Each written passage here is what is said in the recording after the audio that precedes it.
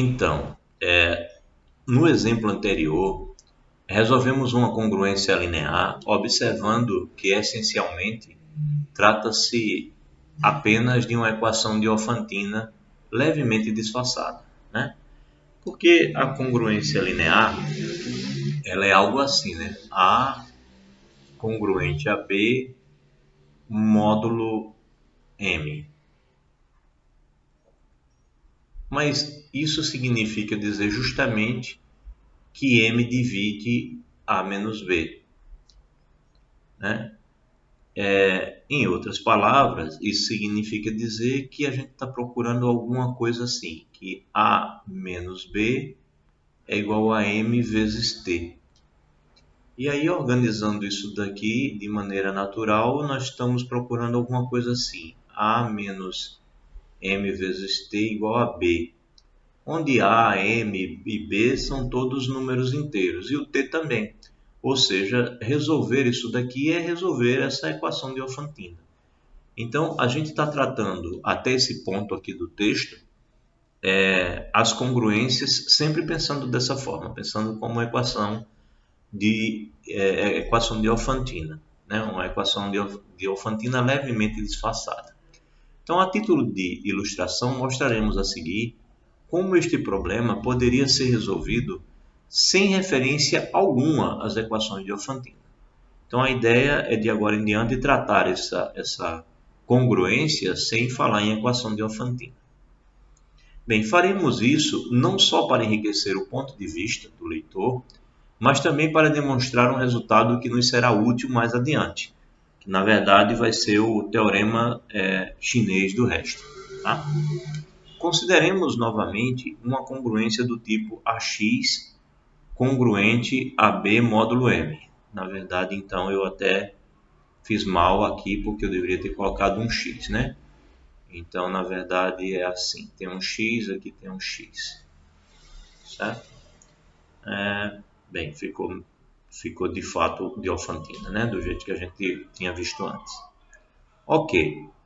Então, consideremos novamente uma congruência desse tipo. E seja D o MDC entre A e B. Se X é uma solução, só um instante, passar o carro do som.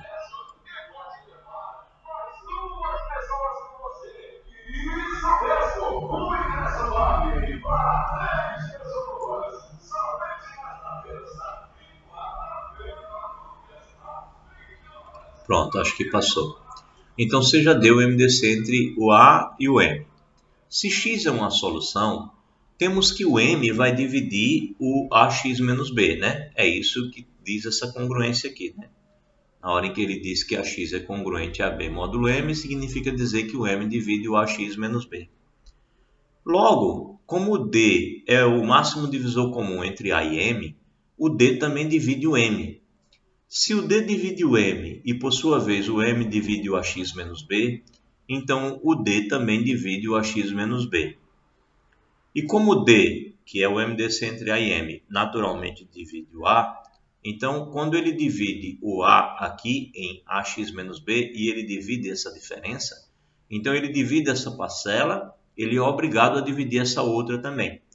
Então temos que o D divide também o B.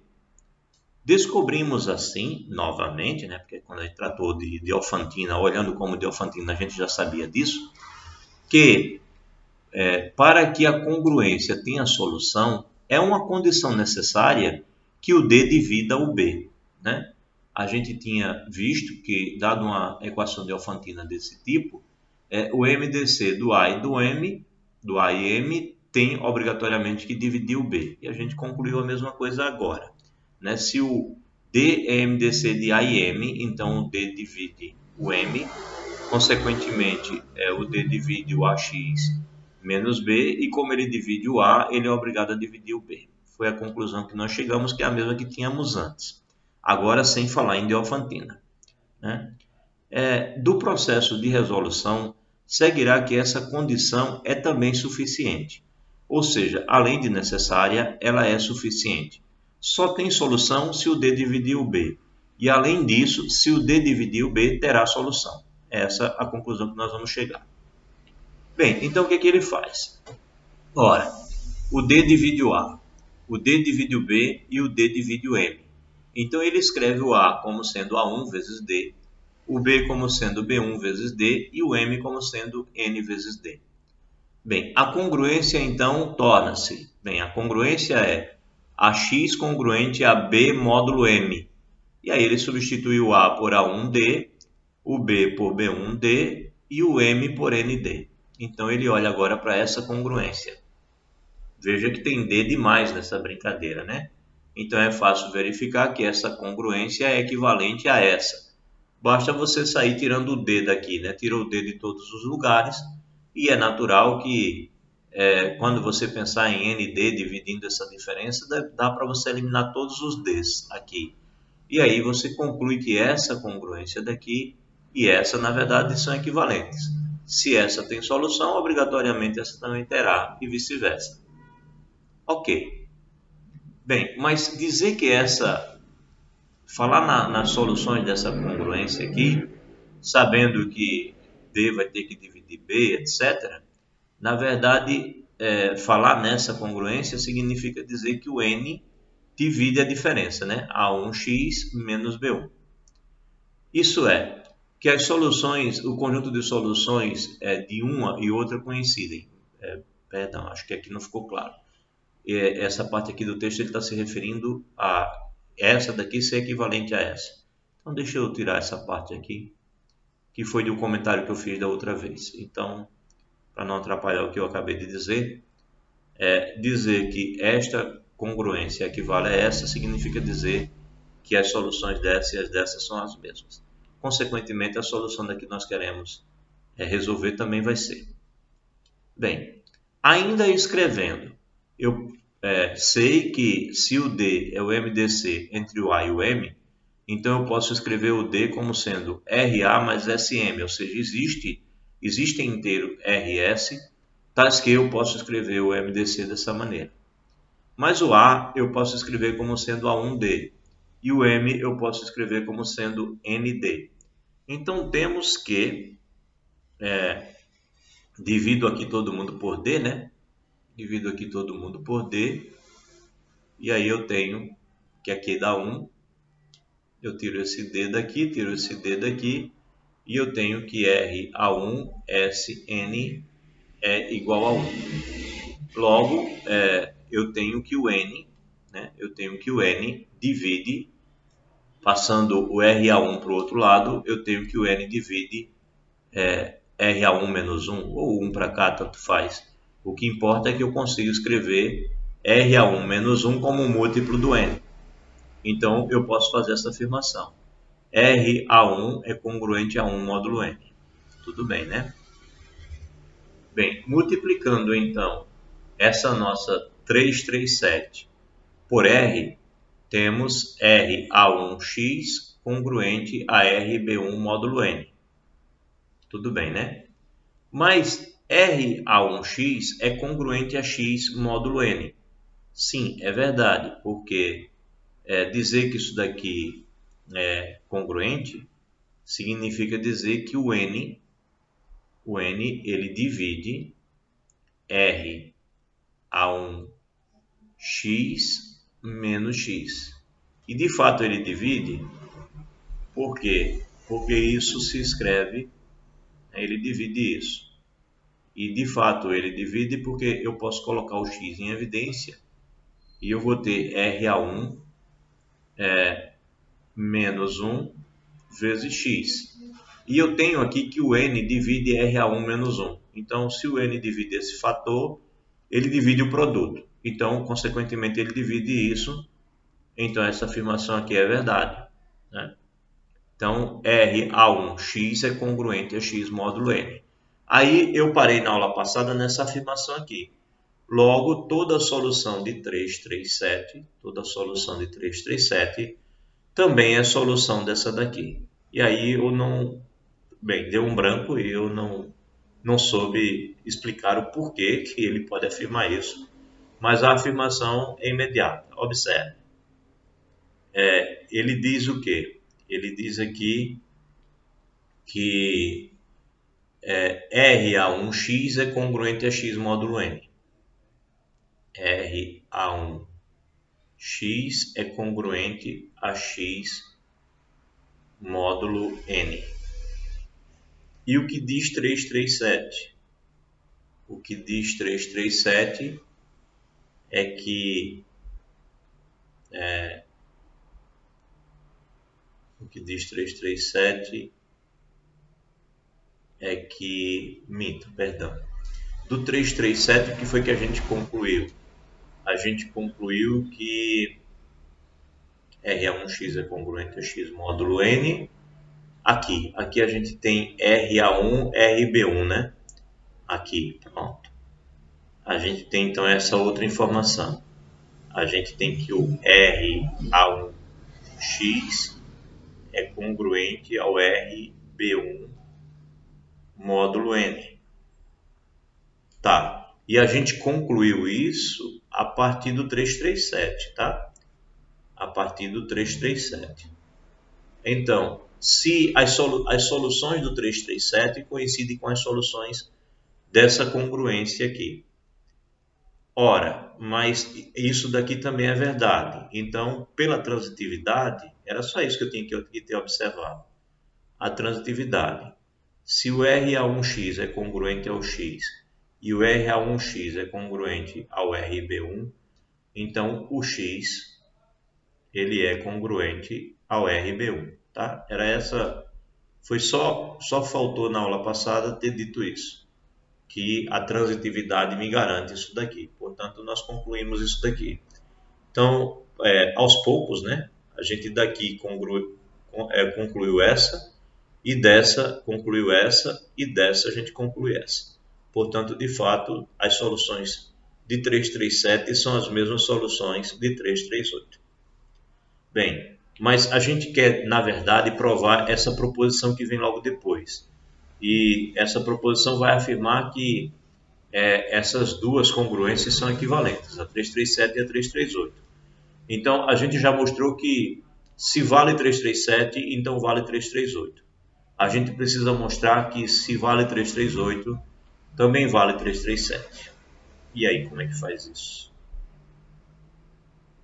Bem, deixa eu só fazer uma observaçãozinha aqui.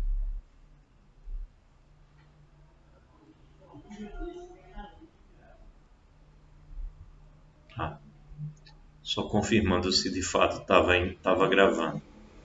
Eu fiquei em dúvida. Bem, entendido, a gente concluiu que a 337, se for válida, então a 338 também vale. Agora a gente precisa verificar que se a 338 vale, a 337 também vale. E a aula passada eu só não consegui perceber a última passagem, que era justamente essa transitividade que eu comentei agora. Bem, não é fácil, tá? Presta atenção que são muitos detalhes. Me dá bastante trabalho também ler e explicar isso daí. Mas é preciso passar por isso. A álgebra se constrói muito assim, né? Com muitos cuidados e muitos detalhes. Bem, reciprocamente, se x é congruente a RB1, veja que agora ele está considerando a 338 e ele quer concluir a 337. Bem, ele diz o seguinte, que se x é congruente a RB1 módulo n, então isso daqui também é congruente. Ou seja, isso daqui significa dizer que o n divide o x menos RB1, isso, né? Que o n divide o x menos o RB1. Ele está dizendo que se isso acontece, então o n também vai dividir o RA1x menos RB1. Bem, mas de fato isso é verdade, porque se o n divide x menos RB1, significa dizer que o n divide o x, certo? Ou seja, olhando para aqui, eu posso afirmar que o n divide o x e eu também posso afirmar que o n divide o RB1. E o que eu quero concluir? eu quero concluir que o N divide o R a 1x. Ora, mas ele divide o x. Ok? Se ele divide o x, então ele divide o R a 1x. E a outra parte é a mesma, ou seja, o N também divide o RB1, né? Então, essas são iguais, não preciso nem olhar, eu só precisava olhar que o N de fato divide o R a 1x. Mas como ele divide o x, então ele divide o R a 1x. Logo, essa afirmação aqui é verdade. Ok. Então, se o x é congruente a RB1 módulo N, então o RA1x também é congruente ao RB1 módulo N. E como o MDC entre Rn é igual a 1, a gente tira essa conclusão daqui, ó, tá? Se você tem essa condição, é porque o MDC entre o R e o N é igual a 1. A gente tirou dali. Se o MDC entre o R e o N é igual a 1, podemos cancelar, né? Já que o R e o N têm um MDC igual a 1, podemos cancelar para obter A1x congruente a B1, esse R aqui, né? Porque se o MDC entre R e N é igual a 1, então eu posso tirar este R daqui, tá? Posso tirar o R daqui, já que o N não vai de fato dividir o R, né? O MDC é 1, então o N não divide o R. Se ele não divide o R, significa dizer que ele vai dividir o A1x menos o B1. É isso que ele vai dividir, você vai poder tirar o R daqui. Então a gente cancela e a gente chega a essa conclusão, que A1x é congruente a B1 módulo N.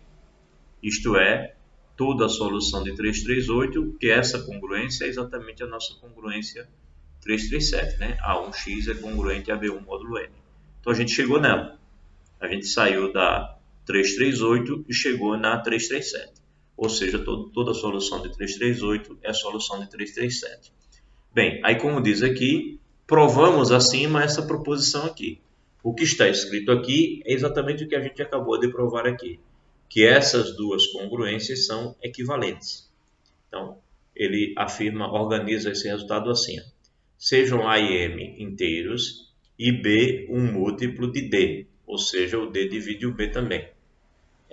Escrevendo o A como sendo A1D, o B como sendo B1D, o M como sendo ND e o D nessa forma, né, RA mais SM, é o que a gente fez aqui, é todo o nosso procedimento. O D foi escrito como RA mais SM, o A foi escrito como A1D, o B foi escrito como B1D, o M foi escrito como ND.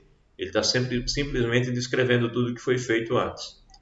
Temos que a congruência 337, essa aqui é a 337, é equivalente à congruência 338. Tá? Então é isso que afirma a proposição que nós já demonstramos anteriormente. Aí ele diz aqui o seguinte: a vantagem da proposição anterior é que é muito fácil dar a solução de x congruente a RB1 módulo n. Ela é isso daqui. Por quê? Ora, o que está dizendo isso daqui? Está dizendo que n divide x menos RB1. É isso que ele está dizendo, né? Ser congruente significa dizer que o n divide isso. Mas isso significa dizer que x menos RB1 é igual a n vezes um número, a n vezes t, né? Onde t é um número inteiro. Pois bem, então as soluções se escrevem assim, né? Mas aí você tem que lembrar que quem é o n, né? Você tem que o m foi escrito como n vezes d. Então esse nosso n nada mais é do que o m dividido pelo d, onde d, lembre-se, é o MDC entre A e M. Tá? Então, encontrar a solução disso é simplesmente encontrar quem é o R, quem é o B1, o N e quem é o N, né? Onde o N é encontrado assim, pegando o M dividido pelo D. Né? O R, lembre-se que é aquele número que a gente escreve o D como sendo R vezes A mais S vezes M, né? Lembre-se que o R é isso. O R é o primeiro número que multiplica, cadê ele aqui em cima, aqui, o R vezes A mais S vezes M. Então, R é o número que vai multiplicar o A quando a gente conseguir escrever o D dessa maneira. Então, se a gente encontra o R e o M é dado, o D é fácil de encontrar, divide o M pelo D, você tem esse número, multiplica o T, você tem todas as soluções das congruências desse tipo. Bem, ele diz que é fácil de achar, né? Às vezes é trabalhoso, né? Porque você tem que conseguir escrever, calcula o D, que não é difícil, aí depois você tem o D, às vezes você tem que usar aquele algoritmo de Euclides que vocês usaram na prova, para sair voltando até encontrar aquela combinação R vezes A mais M vezes S, S vezes M. E aí, depois de achar esse R, você vai ainda saber quem é o B1, lembrando que o B1 vezes o D vai dar o B, portanto o B1 vai ser o B dividido pelo D. E aí depois você encontra todos esses números, o R, o B1, você ainda precisa saber quem é o N é o M dividido pelo D, e aí isso vezes T vai dar essa soma, e essa última parcela vezes T vai dar a solução das congruências do tipo X congruente a RB1 módulo N, né? Bem, ele diz ser fácil, mas é trabalhoso, tem que sair procurando tudo isso, tá? Bem, temos determinada assim a solução geral da congruência dada, que coincide com a que achamos em 332, que é exatamente isso que está aí. Daqui em diante, o estudo da determinação das soluções diferentes do módulo M pode ser feito como antes. Ou seja, depois que você encontra isso, o número de soluções é também o MDC, como era antes, e todas as outras serão congruentes, além da quantidade que ultrapassar o MDC, que é o D. Então, pelo menos a quantidade a gente já sabe, e sabe que daí em diante todas serão repetidas módulo N, nesse caso, ou módulo M, dependendo da congruência que você está resolvendo. Bem, vamos para um exemplo que às vezes é esclarecedor, às vezes não tanto. Bem, consideremos a congruência 6x congruente a 14 módulo 4. Bem, vamos acostumar a identificando as coisas, né? O A é 6, né? O B é 14, o M é 4, tá? Então é bom ir acostumando. Calculando o D, né? O D vai ser o MDC entre o 6 e o 4, que evidentemente é o 2, né? Dá para perceber que o 2 divide todos os dois, e o 4 não divide o 6 não divide o 4, não tem nenhum outro cara maior do que o 2 que divide os dois ao mesmo tempo. Então é fácil de perceber que o MDC é 2. E aí eu tenho que escrever esse 2, como R vezes A mais S vezes M. Ou seja, eu tenho que escrever o 2 como R vezes 6 mais S vezes 4. Não é difícil de perceber, porque 6 menos 4 dá 2. Então, a gente fica tentadíssimo a escrever 1 vezes 6 mais menos 1 vezes 4, né? Que a diferença já dava imediatamente 2. Então, assim, a gente consegue identificar com uma certa facilidade que o R é igual a 1 e o S não tem a mínima importância, eu não uso na solução. Então eu identifico quem é o R, que é igual a 1. O B1, como eu sei que B1 vezes D é o B, então eu sei que o B1 é o B sobre o D. Bem, o B é o B sobre o D. O B é o 14. O D é 2, então eu sei que o B1 é 7. Ok? Então já tenho aqui o R1 encontrado, já sei quem é o B1. E o N é o M sobre o D. O N é 4 sobre 2, que é 2. Então, o N é 2.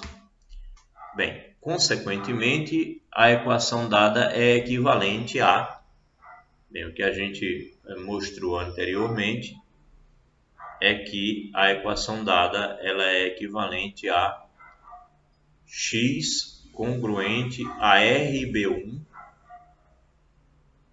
módulo N. Então, resolver esta equação aqui é o mesmo que resolver essa. Ou seja, é o mesmo que resolver x congruente a R é 1, né? B1 é 7, módulo N, que é 2. Pronto, é o que está aqui, tá? Foi pensado dessa maneira. Cuja solução geral, a solução geral, que é o que a gente vinha falando aqui, né? A solução geral é RB1 mais NT. Então, a solução geral, x é igual a R B1 mais NT, né? RB1 mais NT. Deixa eu escrever mais aqui separado. X é RB1 mais NT, certo? Com o T pertencendo a Z. A solução geral, na nossa teoria, ela se escreve assim, RB1 mais NT. Assim, as soluções diferentes do módulo 4 são, então aqui você deve lembrar que o D é 2, portanto o número de solução são duas, distintas módulo 4, só são duas. E aí você sai colocando valores aqui para o T. Então coloca T igual a 0, aí você tem x igual a 7. Coloca T igual a 1, você tem x igual a 9. Como D é 2, só tem essas duas soluções diferentes. Ah, será mesmo que só tem essas duas? Tenta outra. x2, por exemplo, seria 4 mais 7, 11. Mas só que 11 dividido por 4 vai dar resto 3, né? 11 dividido por 4 dá resto 3. Então é congruente a 3. Módulo 4. É congruente a 3, módulo 4. Portanto, é igual ao 7, né? x0 também é congruente a 3, módulo 4. Então, pegar 11 ou pegar 7 é pegar soluções congruentes módulo 4. Portanto, não há necessidade. Como você só quer identificar as soluções que são distintas módulo 4, então nenhuma que seja congruente a 3 módulo 4 interessa. Esse daqui é congruente a 1, né? Congruente a 1 módulo 4. Então, de fato, se você for sair procurando soluções, você só vai encontrar soluções congruentes a 3 ou congruente a 1 módulo 4. Você não vai encontrar outras soluções.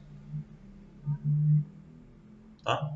Ou elas serão congruentes a 3, como é o caso do 7, ou congruente a 1 módulo 4. Qualquer outra que você sair procurando, você só vai encontrar assim. Ou vai ser 3 ou vai ser 1. Né? Vou pegar mais uma. x3. Bem, 3 vezes 2, 6. 6 mais 7, 13. 13, x3 seria 13, que é congruente a 1 módulo 4. Então, só vai dar congruente a 3 ou congruente a 1, não vai dar outra opção não.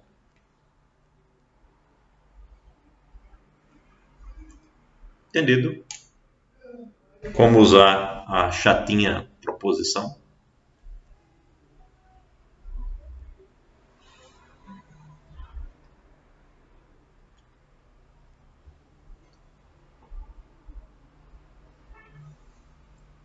Perfeito?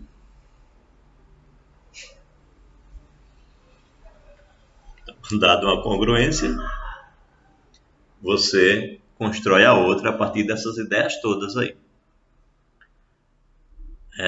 Eu, pelo menos, quando fiz isso a primeira vez, a minha sensação é de que não ajudou em nada, sabe? A impressão que eu tive foi que resolver a partir da congruência equivalente, ou seja, da x congruente a RB1 módulo n, dava o mesmo trabalho que tentar resolver diretamente a congruência AX congruente a B módulo n. Entendeu? Eu não vi vantagem nenhuma. E eu acho que de fato não há, não. Eu acho que a grande vantagem é só você poder compreender os problemas que vêm à frente. Essa ideia, essa arrumação ajuda você a resolver problemas mais à frente. Em especial, entender mais ou menos, né? Tentar entender o teorema chinês do resto, tá? Que é o ápice aí desse ponto. Pois bem, acho que nessa página termina aqui. Pronto, pelo menos estou satisfeito de ter concluído aquele raciocínio que tinha ficado aula passada. Deixa eu ver se o próximo é esse. Estou vendo muito desenho aqui, acho que não, acho que é esse aqui. Vamos ver.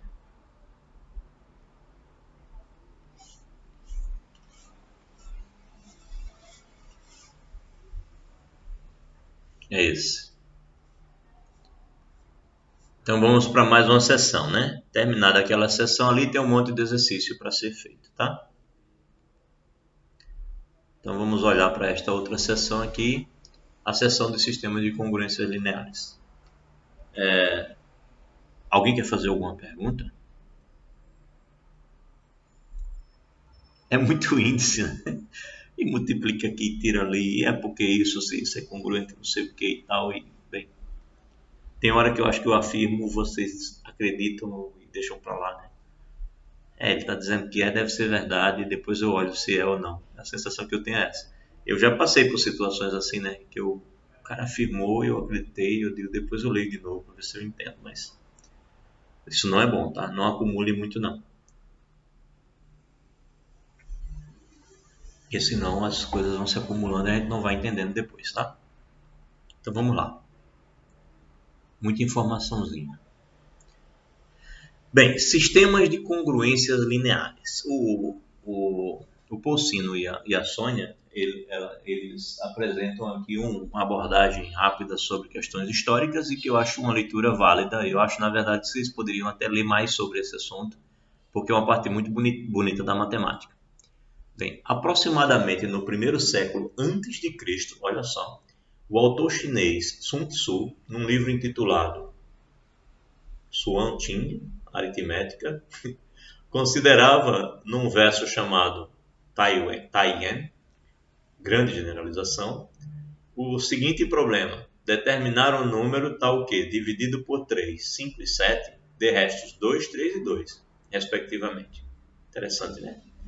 Olha só que problema interessante. Você quer determinar um número, quando você dividir por 3, dividir por 5, dividir por 7, dê restos respectivos 2, 3 e 2. Bem, traduzindo para a linguagem de congruências, o problema de Sun Tzu, inclusive esse Sun Tzu é o mesmo que escreveu o livro Arte da Guerra, né? Bem, traduzindo para a linguagem de congruência, o problema de Sun Tzu consiste em determinar um inteiro que seja solução simultânea das seguintes equações. Quer dizer, deixa eu corrigir essa informação que eu acabei de dar. Eu não sei se é o mesmo que escreveu o livro Arte da Guerra. Os nomes são iguais. Bem, então o problema diz o seguinte, que o resto da divisão do tal número por 3 é 2. Então, significa dizer que o tal número ele é congruente a 2 módulo 3. O resto da divisão do tal número por 5 é 3. E significa dizer que o tal número é congruente a 3 módulo 5. E o resto da divisão de tal número por 7 vai ser 2. E significa dizer que x é congruente a 2 módulo 7. Portanto, o problema do Sun Tzu para a gente significa resolver essas três congruências simultaneamente. Resolver equações simultaneamente é resolver um sistema. Resolver congruências simultaneamente é resolver um sistema de congruências. Então, vejamos como esse problema pode ser resolvido. Conforme mostramos na seção anterior, os inteiros que verificam a primeira equação, 3, 4, 1, estão dados pela fórmula, bem, segundo o que a gente viu na seção anterior, aí tem aquela história toda, né? Quem é o A? Vamos olhar para a primeira, tá? Estamos olhando só para a primeira. Me ajudem aí, porque, como eu disse, é muita informação. Pode ser que eu esqueça de alguma coisa, tá? Então, lembre-se. Lá na sessão anterior, a gente tinha uma congruência que era do tipo AX congruente a B módulo M, e a gente transformava numa congruência do tipo X congruente a RB1 módulo N, né? Onde a gente sabe o que é esse R, o que é esse B1, o que é esse N. Então, quando a gente olha para essa nossa primeira, a gente tem A igual a 1. A igual a 1. Certo? Ajudem aí para eu identificar as coisas certinhas. A gente tem B igual a 2. A gente tem M igual a 3. Tá? A gente tem que o D é o máximo divisor comum entre o A e o M. Então, a gente tem que o D é igual a 1. Tá? A gente tem que o B1 é igual a... O B1 era o... Bem, o B é igual a B1 vezes D. Então, o B1 é igual a B dividido por D, ok? B1 é igual a B dividido pelo D. B1 é o B dividido pelo D.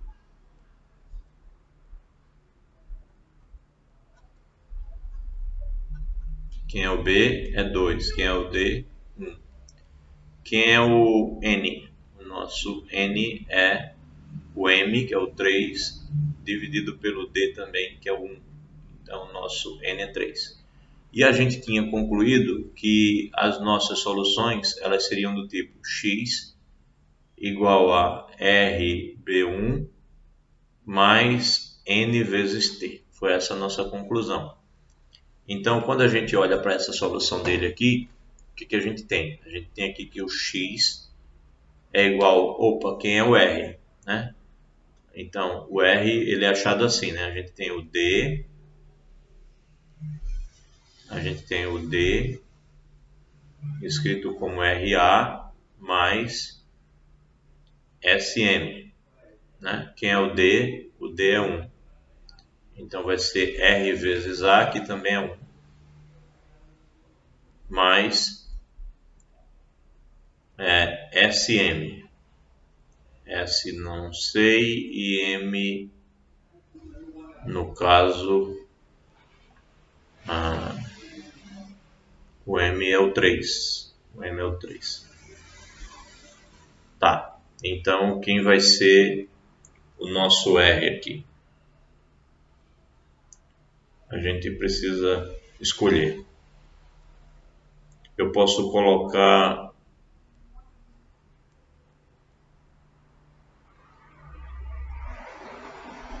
Eu quero escrever isso assim, né? RB1 mais N vezes T, ok? O N é igual a 3. O N é igual a 3, certo? Então, o nosso 3y aqui está justificado, tá? X igual, o nosso B1 é 2. Bem, ele está usando R igual a 1, né? É igual a 1. Então, nós precisamos identificar o nosso R.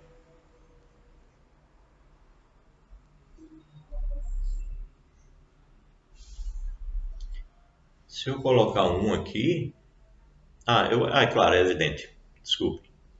É só escrever 1 igual a 1 vezes 1 mais 0 vezes 3, claro. Então, R igual a 1, certo? Então tá aqui, é por isso que ele encontra o x como sendo isso, tá? Usando a teoria que nós tínhamos na sessão anterior. Recuperada a teoria da sessão anterior para esse caso? Tranquilo?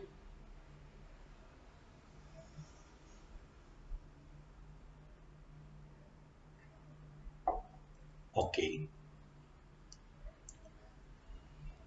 Então, entendido por que o x se escreve assim, né? Então, ele olha para essa primeira e aplica toda essa teoria e ele escreve que o x vai ter solução 2 mais sy. Ok. Onde o y está tomando aqui o lugar do nosso t, né? O y é um inteiro qualquer. Ora, mas as soluções dessa daqui também tem que ser soluções da segunda. Então, o que ele está dizendo aqui? Ele está dizendo que soluções desse tipo, né? 2 mais 3y, elas também terão que ser congruentes a 3 módulo 5. Então, ele agora está dizendo que 2 mais 3y tem que ser congruente a 3 módulo 5. Isso significa dizer, né? Soma menos 2 dos dois lados aqui, ó. Menos 2 aqui desaparece. Aí menos 2 aqui dá 1. Então ele fica com 3y, tem que ser congruente a 1 módulo 5. E aí a solução desta última equação está dada por isso. Então a mesma ideia. As soluções então são dadas por quem é o A? O A é igual a 1. Quem é o B? O B é igual a 2. Minto, perdão. Estou com qual mesmo? Estou com essa daqui. Eu olhei para a congruência errada. O A é igual a 3. O B é igual a 1. O M é igual a 5.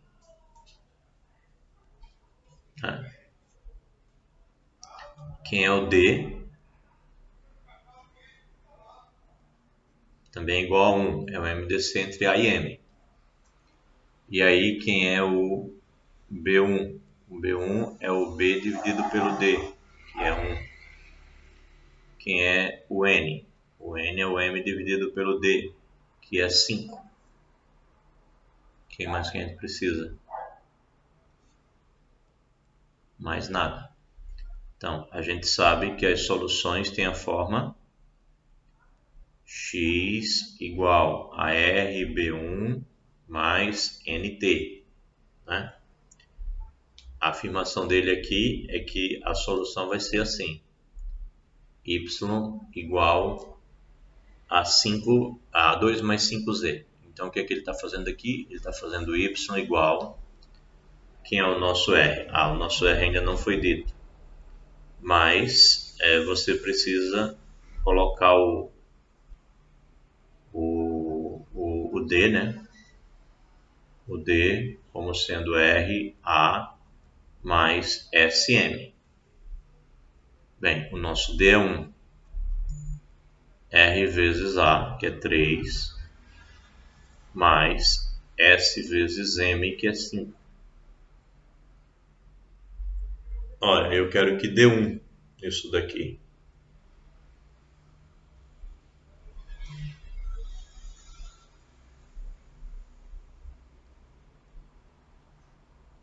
Claro, né? Ele colocou 1 igual a 2 vezes 3, que é 6, menos 1 vezes 5. Então, 6 menos 5 que dá 1. Então, ele acha o valor do R aqui. O R é 2. Então, aqui, R B1 mais N vezes T, que ele chamou de Z, NZ. Então, o Y vai ser, o nosso R é 2, o nosso B1 é 1, o nosso N é 5, e o Z é a letra que fica variando aí.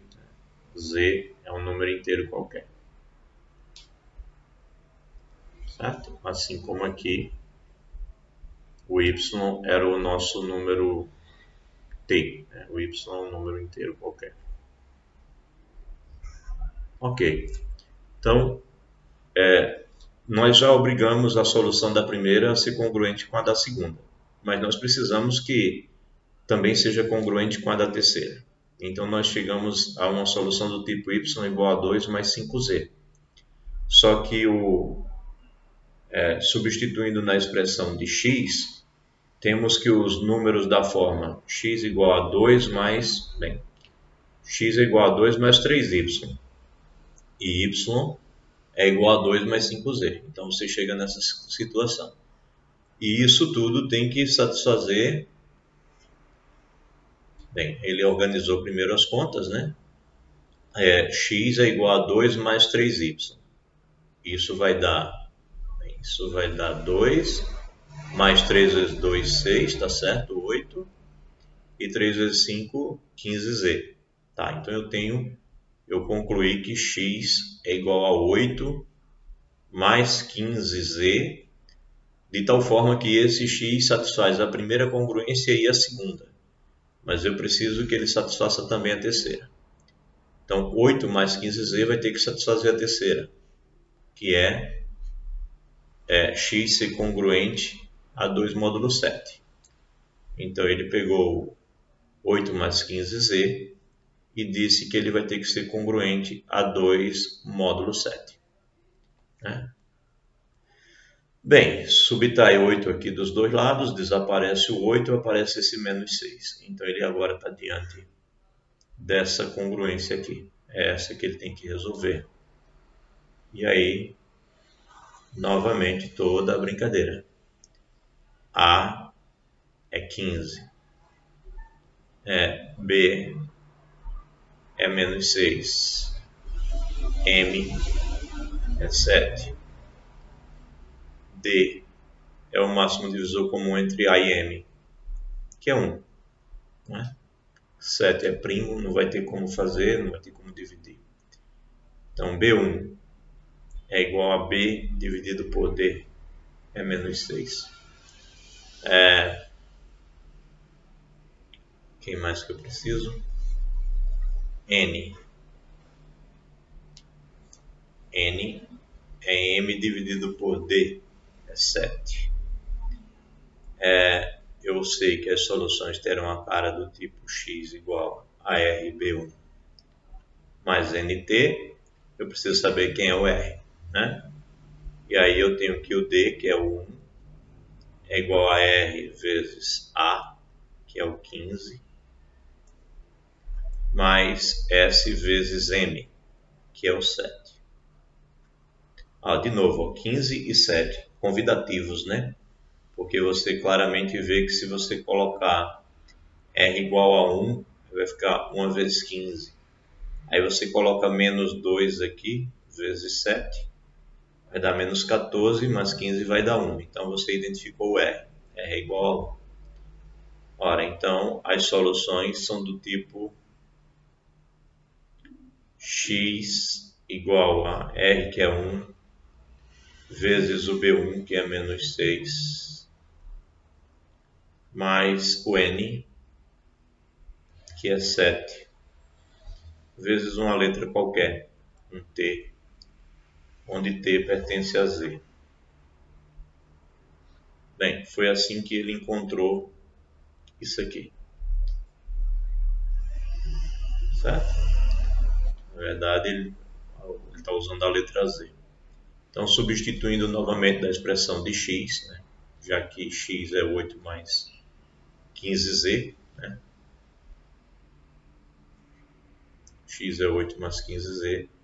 Então, você tem que x é 8 mais 15 vezes isso. Bem, dá 8 e 15 vezes menos 6 dá 6 vezes 5, 30, menos 90, né? Aí tira 8, fica menos 82. E 15 vezes 7 dá 105. 7 vezes 5, 35, 1, 3 é 105t. E aí você encontrou o x. Então, são soluções simultâneas das três equações. Então, x desse tipo aí, né? X é igual a menos 82 mais 105t são soluções simultâneas das três equações. Ou em linguagem de congruência, você está dizendo que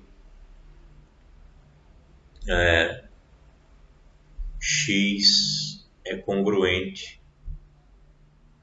a menos 82. Se é congruente a menos 82, também é congruente a mais 82, né? Acho que sim, né? X, bem, só para deixar formalismo completo, menos 82 módulo 105. Pronto. Isso é solução para o sistema. E aí ele chama a atenção que se você pegar t igual a 1, aqui, o que você vai ter é justamente o 23, que era a resposta que o Sun Tzu, lá antes de Cristo, dava para esse problema. Claro que sem usar essa sofisticação de linguagem, e ele não dava as soluções gerais, ele só encontrava essa de alguma maneira. Tá bom? Ok? Viu, né, como é que o cara resolve esse tipo de problema. Ele resolvia esse tipo de problema dessa maneira. Mas a gente tem uma intenção muito mais arrojada, né? A nossa intenção é resolver todos os sistemas de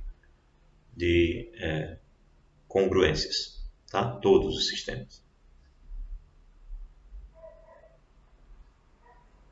Ou seja, a gente quer um resultado geral. A gente não quer só olhar do Sun Tzu. Temos tempo. Vamos atrás do resultado geral. Então, vamos lá. 3, 4, 2, né? Naturalmente, parece razoável tentar discutir o problema de forma mais geral. Consideremos, então, um sistema da forma A1x congruente a B1 módulo M1, A2, etc, etc, etc. Uma quantidade qualquer de congruências.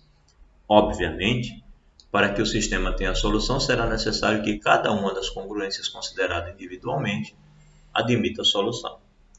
Conforme visto em 331,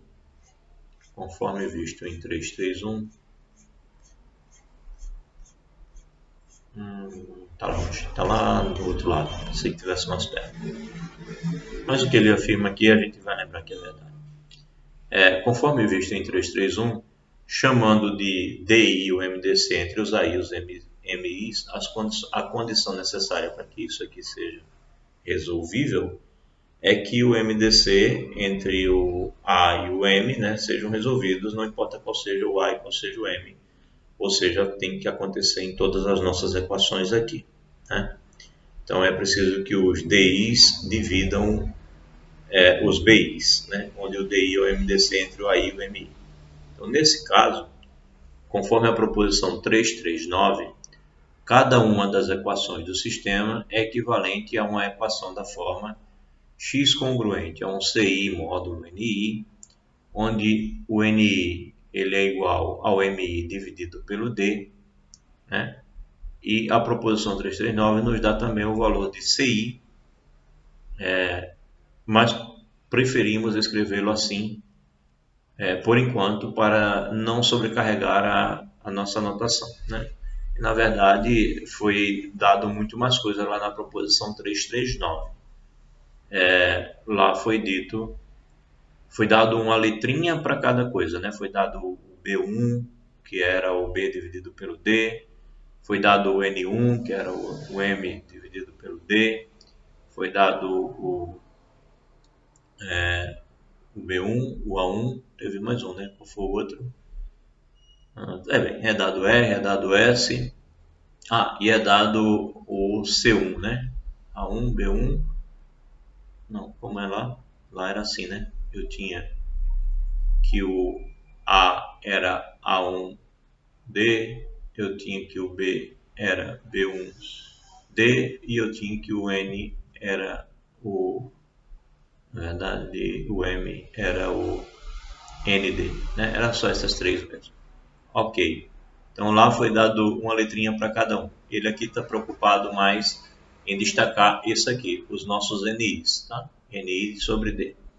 Então, consequentemente, segundo o que está na teoria anterior, o nosso sistema ele se escreve, porque o que ele não quis colocar foi aqui, que esses nossos CIs, eles têm que ser aquele nosso R vezes os BIs, né?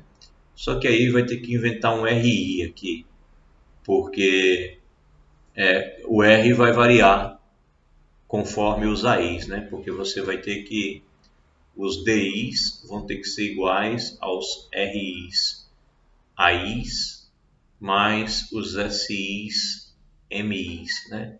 Então, para não escrever isso tudo, ele está chamando simplesmente de CI aqui, né? Mas segundo a teoria dada anteriormente, a gente pode então substituir os MIs pelos NIs e pode substituir aqui pelos RI-BIs, né? Então, esses CIs são os nossos RIs-BIs que ele não quis colocar como notação para não sobrecarregar. E, portanto, sabemos resolver o problema se conseguimos determinar as soluções de 343. Essa questão será resolvida no próximo resultado, cujo nome lembra as origens desse problema. Introduziremos, porém, uma hipótese adicional sobre os módulos. Vê no final desta sessão a discussão sobre essa hipótese. Então, no finalzinho da sessão, realmente ele vai lembrar que estabeleceu aqui uma hipótese a mais para poder ter esse teorema, conhecido, famoso teorema chinês do resto. Inclusive, vale até uma observaçãozinha sobre esse nome.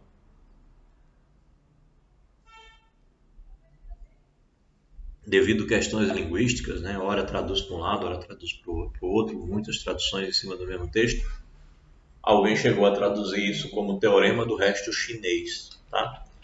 Então, mesmo que você separe aí com a vírgula, teorema do resto chinês, essa forma de ler dá a impressão de que quem é chinês é o resto. Mas a intenção de quem deu o nome ao teorema é chamar o teorema de chinês, né? E não o resto de chinês. Então, o nome mais coerente é teorema chinês do resto, como coloca o Pocino e a Sônia, e não teorema do resto chinês. Né? Eu já vi discussões longas sobre essa questão linguística. Bem, então vamos lá. Vamos ao tal teorema chinês do resto, que ele vai mostrar como a cara da solução de um sistema de congruências lineares. Tá? Como é que a gente, qual é a cara dessa solução? Vai nos dar uma fórmula direta de como resolvemos. Bem, o teorema diz o seguinte: sejam N1, N2, Nk, vocês já entenderam quem são os nossos N, né? São esses caras aqui, da nossa proposição 339. Repito, a nossa proposição 339 tratava de uma congruência, então são todos eles juntos aí.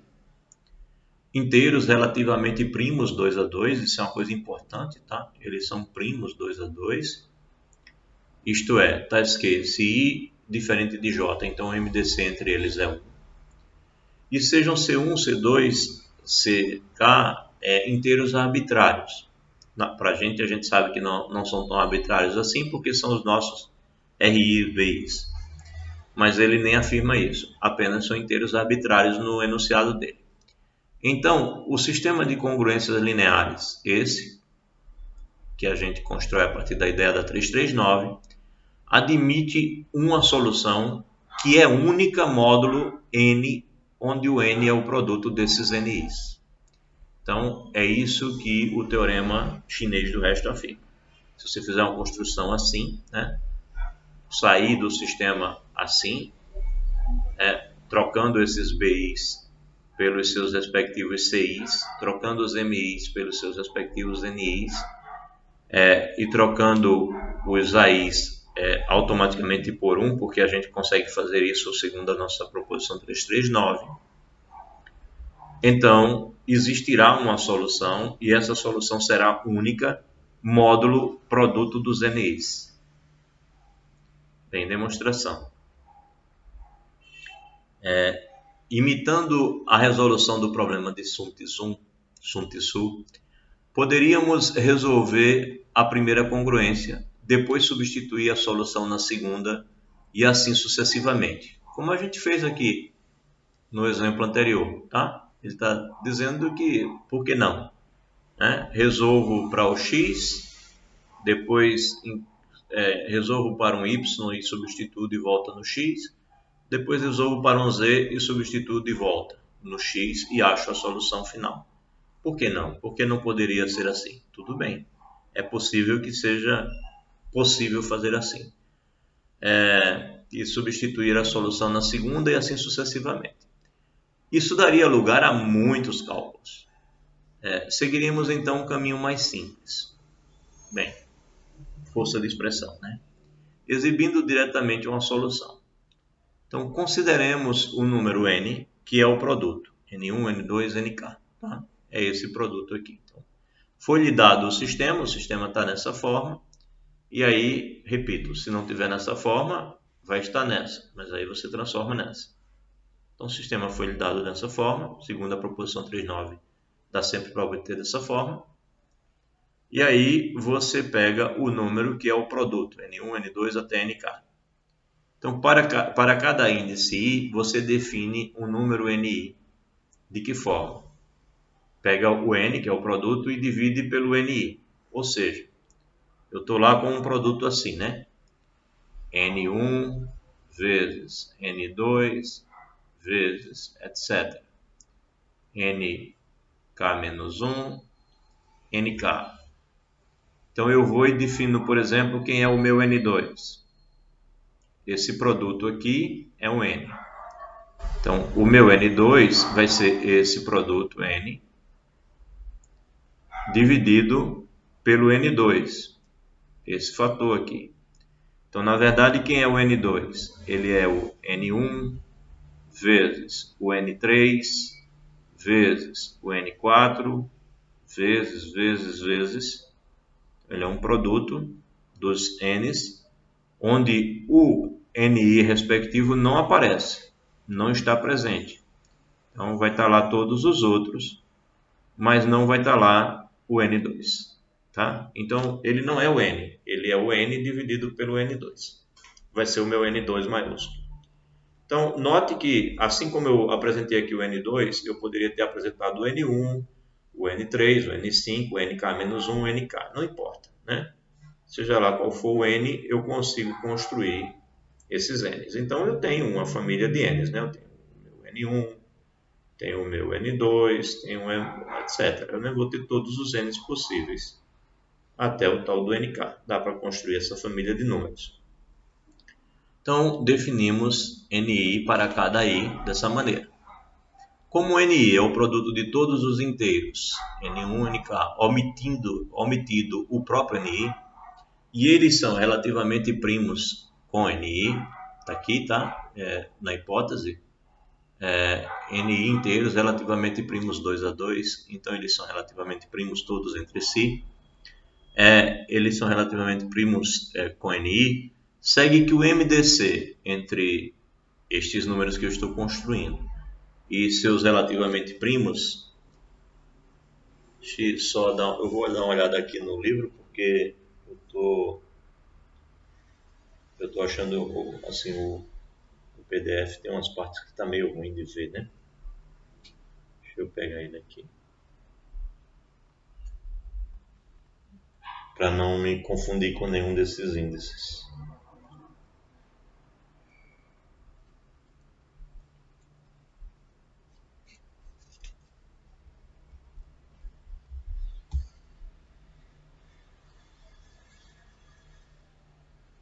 Tá, ele usou I mesmo.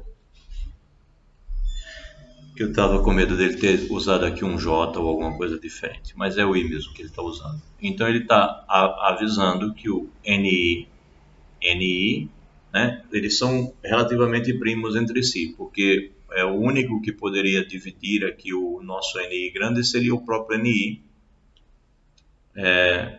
mas você tirou ele, né? Esse NI não está aqui, e os que sobram são todos primos com esse NI, então o MDC entre eles é 1. Então podemos determinar então, já que o MDC entre os dois é 1, a gente pode então determinar aquela história lá que eu falei, os RIs, Eu apaguei? Não, deve estar aqui um pouco assim. Os RIs e SIs, né? É sempre possível determinar para cada um, para cada I, é possível você determinar os RIs e SIs respectivos. No nosso caso, como o MDC aqui é 1, então você vai ter um RI, vai existir um SI, tal que você consegue escrever isso dessa maneira. Bem, mostraremos então que o número, agora, a ideia é mostrar que este número é a solução do sistema dado. Então ele tira esse número do bolso, né? E vai mostrar que esse número é a solução. Você sabe que os RI, NI mais SI, NI é igual a 1, né? E aí ele sai colocando o RI aqui, o CI é esse número que está aqui, tá? Esses CI são esses números aqui. E os NIs são os números que a gente acabou de construir. Então ele constrói um número escrito assim: C2, R2, N2, etc., onde o R é esse primeiro número. Tá? Ele está querendo construir aquela história lá do RI-BI. Bom? Então ele faz essa construção e ele tem então esse número x0 e ele está afirmando que esse número x0 ele é a solução do sistema. Bem, aí ele diz, de fato, observamos inicialmente que se eu pegar um j que seja diferente do i, ou seja, se eu não estiver olhando para o NI e sim para o NJ, esse NJ ele vai ser congruente a 0 módulo NI. Né? Por quê? Porque quem é o NJ? Não esqueçam. O NJ ele é o produto. O NJ ele vai ser o produto.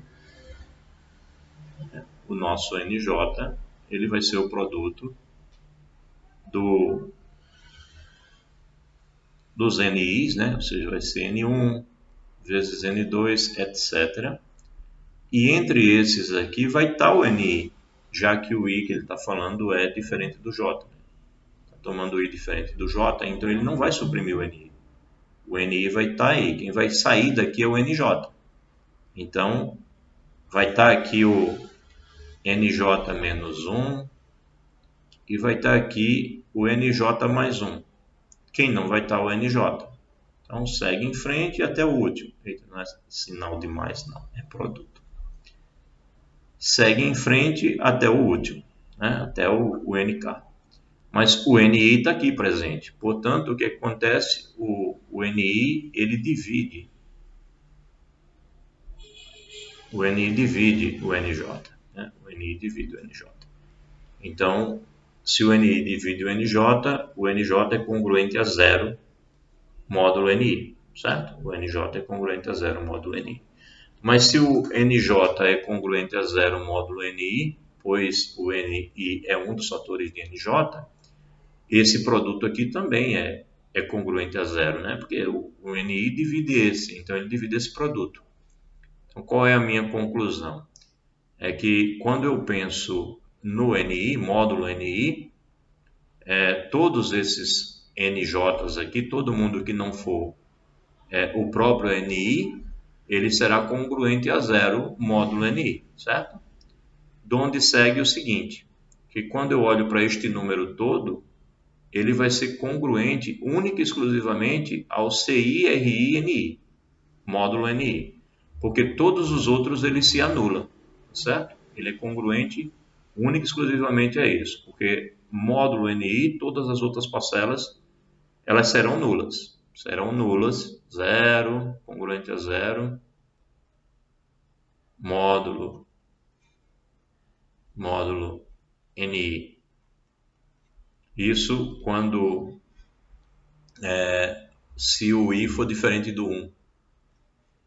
O I diferente do 1. Aí essa vai ser 0, congruente a 0, módulo NI. Isso se o I for diferente do 2. Então, a única que vai sobrar que não vai ser 0 é quando eu pegar o próprio I. Né? O próprio I. Então, conclusão é que o x0, de fato, ele é congruente a CI, RI, NI, módulo NI. Né? Bem, ainda de 3, 4, 5. O que é 3, 4, 5? É isso aqui, tá? Você tem RI, NI mais SI igual a 1. Existe o RI, o SI e tal, que isso aconteça. Então, ainda de 3, 4, 5, vem que RI, NI é congruente a 1 módulo NI. Né? Ou seja, RI, NI menos 1 é igual, menos SI, vamos escrever assim, menos SI, NI. Ou seja, isso significa dizer que o NI divide o RI-NI menos 1. Ou, em outras palavras, isso significa dizer que o RI-NI é congruente a 1 módulo NI. Ok. Então é verdade essa conclusão dele aqui. Onde é que estou? Aqui. RI-NI é congruente a 1 módulo NI. Então olha só, você está com... Deixa eu passar aqui o carro de som.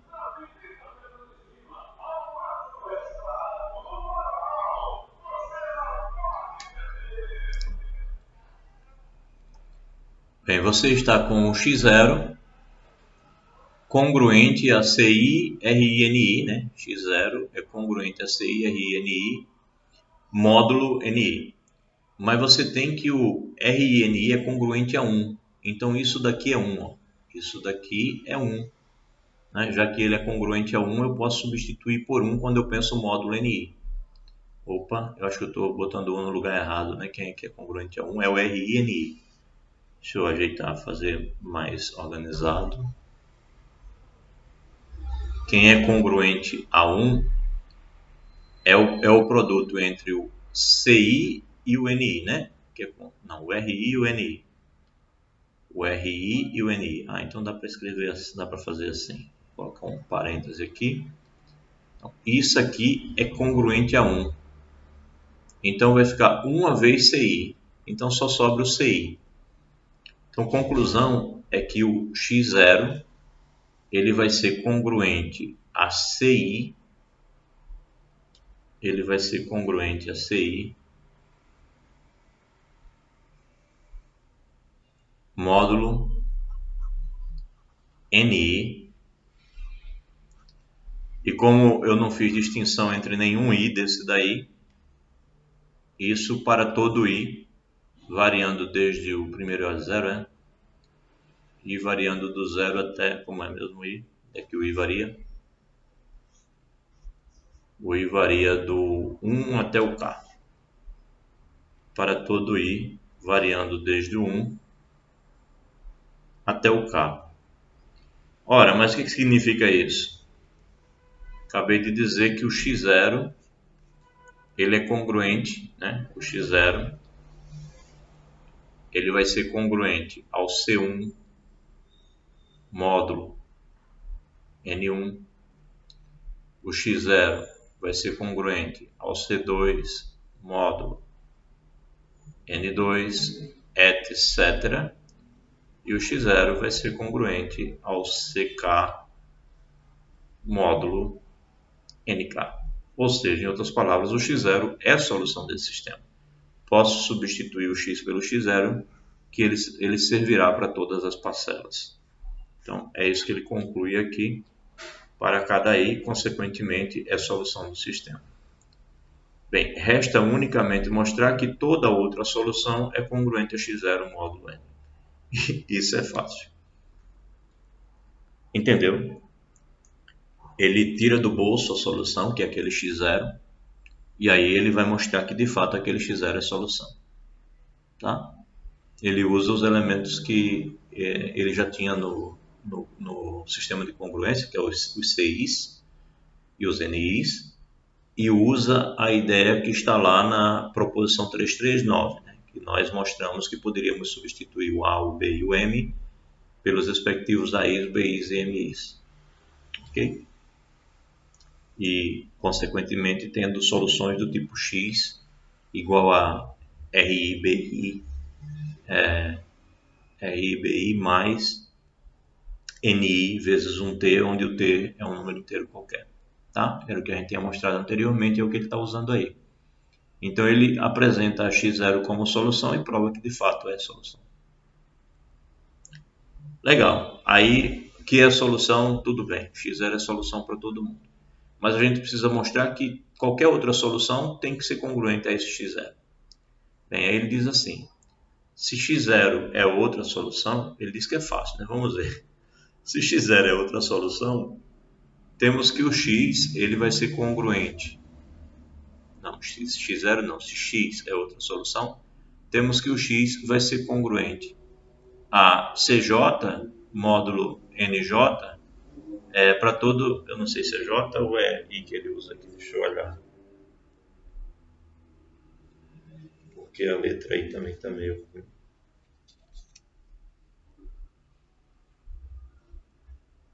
A letra está ruim, a minha vista também, então beleza. Acho que é...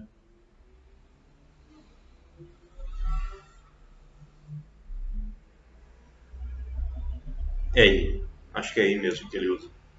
Bem, então, se o x é uma outra solução, ele é congruente aos CIs módulos NIs, qualquer que seja o i desde 1 até o k. Isso é óbvio, né? Então, como também x0 vai ser congruente aos CIs módulo NI para todo i variando do 1 até o k. Então, da transitividade, se o x é congruente ao CI e o x0 também é, né? Então, x0 congruente a CI, que por sua vez CI é congruente a x, então da transitividade você tem que o x ele é congruente ao x0 módulo NI. Bem, o que significa? Acho que até aqui já está demonstrado, né? Ele diz que resta unicamente mostrar que toda solução é congruente a x0 módulo n, mas bem, é porque ele mostrou para cada NI, mas mesmo assim já está demonstrado para todo N, né? Porque vai estar para cada um dos fatores, mas tudo bem, aí ele continua. Isto é, o NI divide o x menos o x0. Sim, porque se eles são congruentes, então o x divide o x menos x0. Para cada i variando do 1 até o k. Ainda, como os inteiros NI são relativamente primos entre si, né? Esses caras todos eles são primos entre si, então temos que cada NI desse divide essa diferença, então consequentemente o produto também divide a diferença. Então, é porque ele não queria falar só sobre NI, né? Ele queria deixar claro que é congruente módulo N. Então ele constrói aqui o fato de que o N vai dividir o x menos o x0. Portanto, você tem que o x é congruente ao x0 módulo n e a demonstração está perfeita, está completa.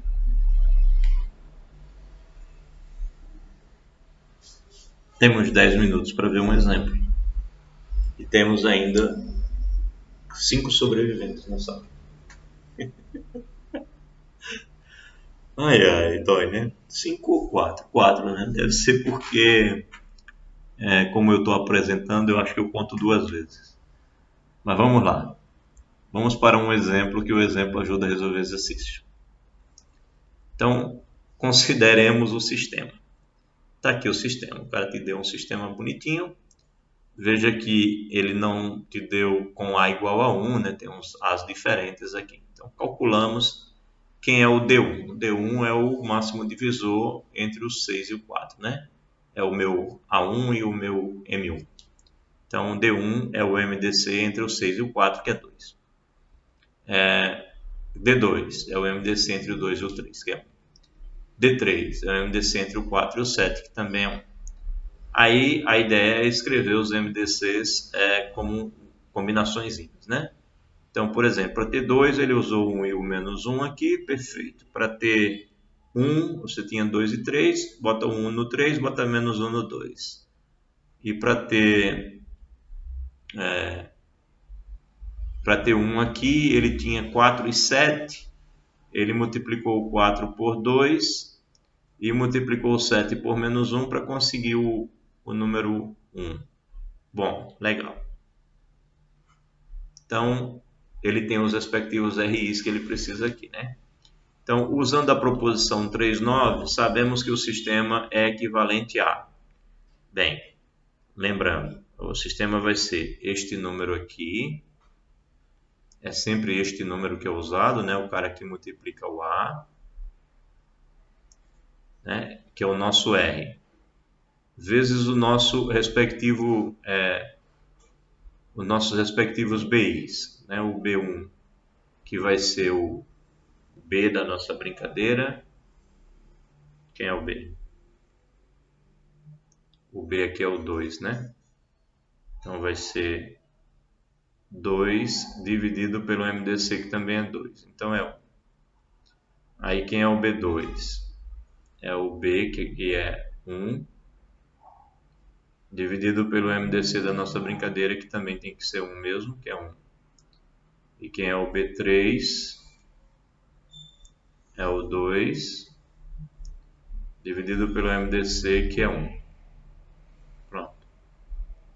Então é 2. Ok. Então temos o B1, o B2 e o B3, que são justamente os caras. Tá, aí eu preciso do R, né? Aí esse primeiro número aqui vai ser, né? X é congruente. Vamos chamar de R1, B1, módulo N. Módulo N. Módulo N1. É isso que está sendo feito aqui. Onde quem é o N1? N1 é igual a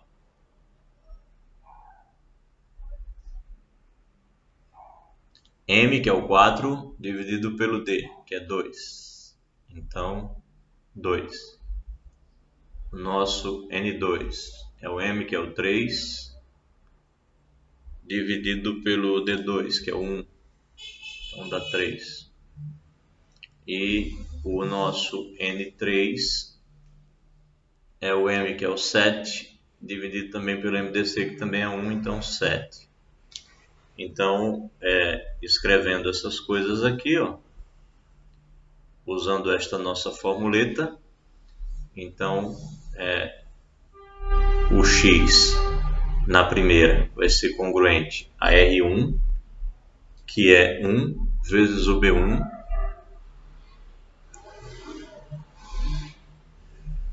cadê o nosso B1? Tá certo isso? Deixa eu ver.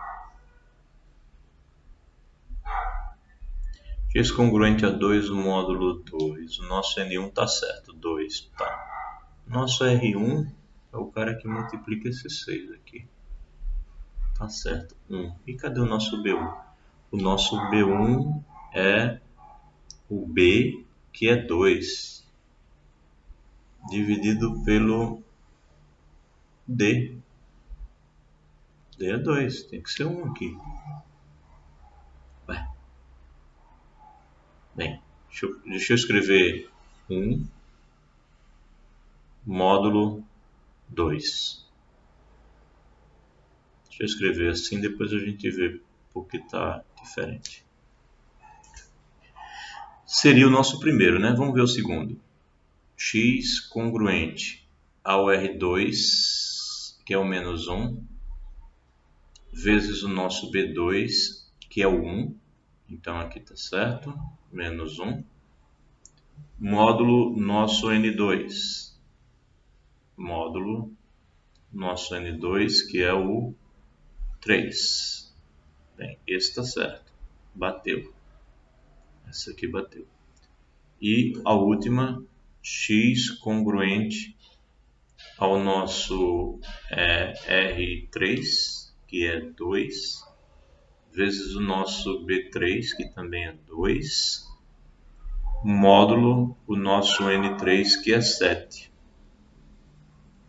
Ok, só a primeira que está estranha. Vamos olhar com cuidado. Não dizer que está errado sem...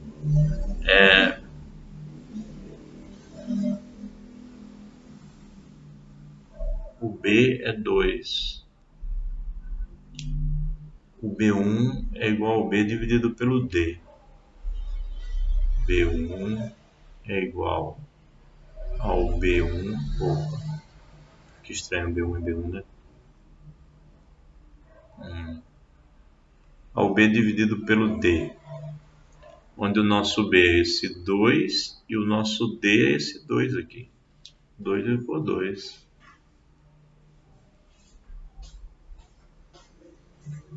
Professor, Oi. professor, Oi, deixa eu ver. esse 2 não já seria o nosso B1? Porque como esse 2 aí que dá na questão já.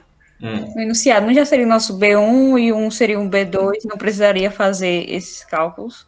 Porque ele pegou cada um ali, colocou D1, D2, D3, então a gente já poderia dizer que é o B1, B2 e B3, pela lógica que ele seguiu. 2, não. Pela a lógica que você fala, por que aqui seria 2? Porque aqui é 2, mas aqui é 1. Não, quando ele fala abaixo, calculamos D1, D2, D3. Ele está dizendo, né, que D1 é essa primeira Tá. equivalência aí, D2, D3. Sim, certo? certo. Tá. Esses são A D1, partir D2, dessa primeira D3. equivalência de CX equivalente. Aí D2 é a partir dessa equivalência e D3 é a partir da terceira. Sim. Então, eu poderia já dizer que B1, aí que B1 já é direto o 2, Por quê?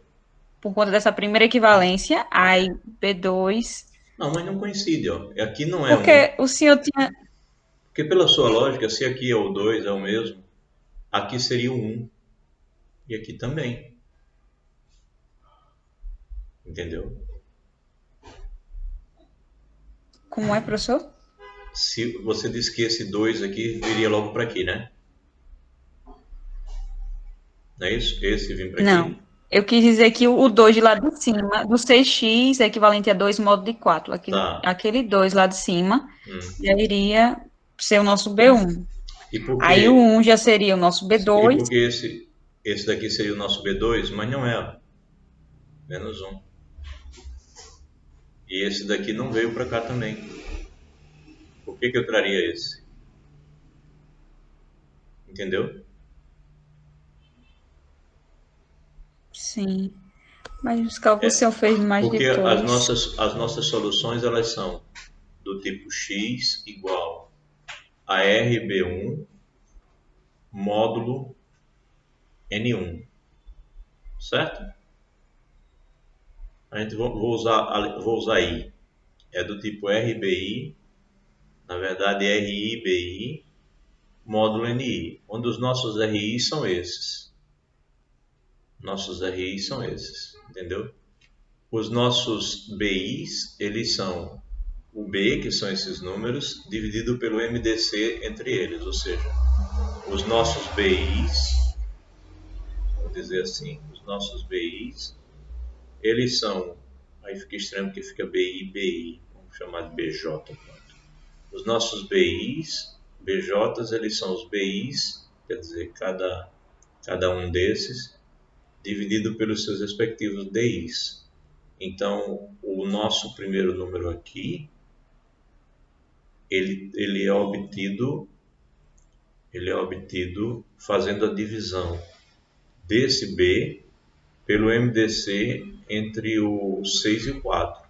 Só que o MDC entre o 6 e o 4 é 2. Então, isso é 1, que está estranho para mim. Bem, vamos continuar olhando a conta para ver o que ele faz. Bem, aí consideremos o N, que é o produto, né? Lembrando que o N é o produto dos NIs, dá 42. Aí a gente define cada N1, cada NI, né? O NI é exatamente o produto tirando o primeiro, ou seja, dá 21. Aí o N2 é o produto tirando o segundo, aí fica 2 vezes 7, que dá 14. E o N3 é tirando o terceiro, então fica 2 vezes 3, que dá 6. Tá certo? Tá legalzinho essa parte aqui. Não há problema nenhum aqui. Para mim o problema só está aqui. Vamos ver o que ele continua fazendo. Bem, escrevemos então aqui, o que ele está fazendo aqui é construindo o nosso, está construindo o nosso x0, né? Construindo o nosso x0. Ele escreveu uma combinação linear aqui, um número aqui, vamos chamar, sei lá, de R mesmo. R vezes N1 mais S vezes 2, 3 e 7 é os nossos NIs, tá? NIs igual a 1, porque todos eles são, os NIs, eles são primos com os NIs, então ele escreveu assim. Ele fez isso para todos eles, fez para o N1, para o N2, então vou chamar aqui de NI. E ele foi procurar esse R e esse S. Então isso vai dar sempre 1. Então ele tinha 2 e ele tinha 21. E ele quer que dê 1. Então ele manteve o 21 e multiplicou o 2 por menos 10. E aí ele encontra esses dois números aqui, esse 1 e esse menos 10.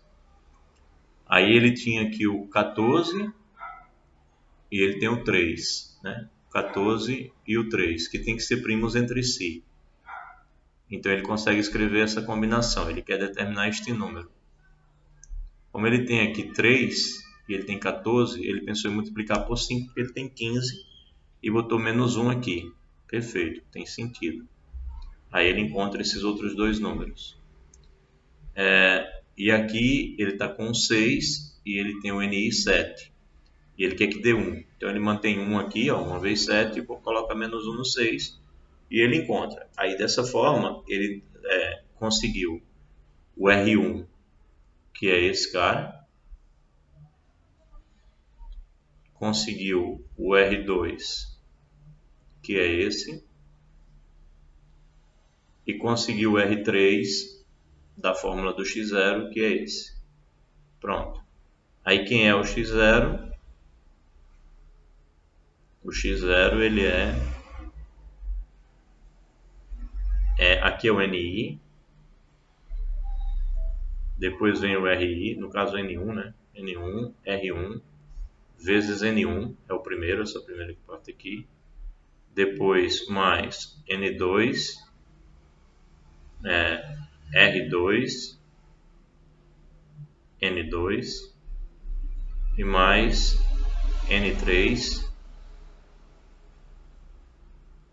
R3, N3. Tá? Ele constrói isso, vamos ver se está tudo certinho. O N1 pequeno é o 2.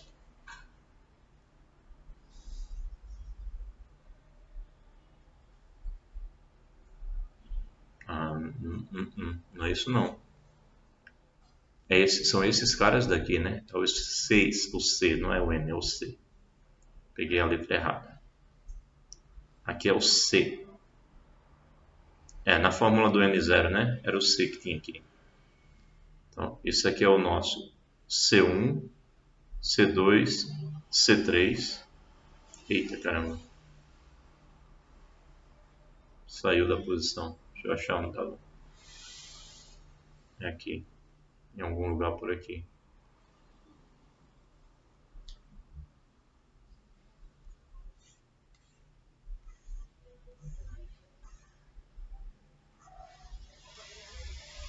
Achei. Menos um pouco. Então, é o C1, R1, N1. Os RI são esses aqui, ó. 1, menos 1 e menos 1. Os CIs são esses aqui. 2, menos 1 e 4. 2, menos 1 e 4. E os últimos números são os NIs. 21, 14 e 6.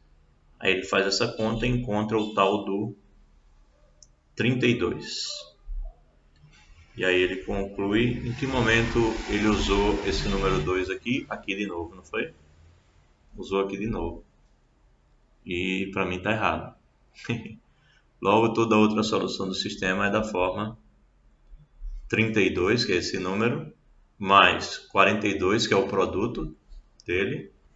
Isso aqui, toda a solução geral, ela é da forma x0 mais, aí aqui é n1 vezes n2 vezes n3 vezes t. Todas as soluções segundo a fórmula que nós na demonstração, ele diz verifique, mas verificar é você olhar a demonstração do teorema e verificar que realmente esse número que multiplica o t, ou em outras palavras, isso aqui pode ser chamado de n, né? Então, em outras palavras, x é congruente a x0 módulo n, que foi o que a gente demonstrou no teorema. Verificar, de fato, é só olhar que isso de fato é aplicação do teorema. Bem, tem alguma coisa errada aqui. No meu ponto de vista não é 2. Meu ponto de vista aqui é 1. Mas eu vou confirmar, tá? Vou dar uma olhada, rever as contas e ver se tem alguma possibilidade de ter alguma falha. Eita, passou das 5. Tá bom por hoje, né? Cansativo. Vou parar a gravação.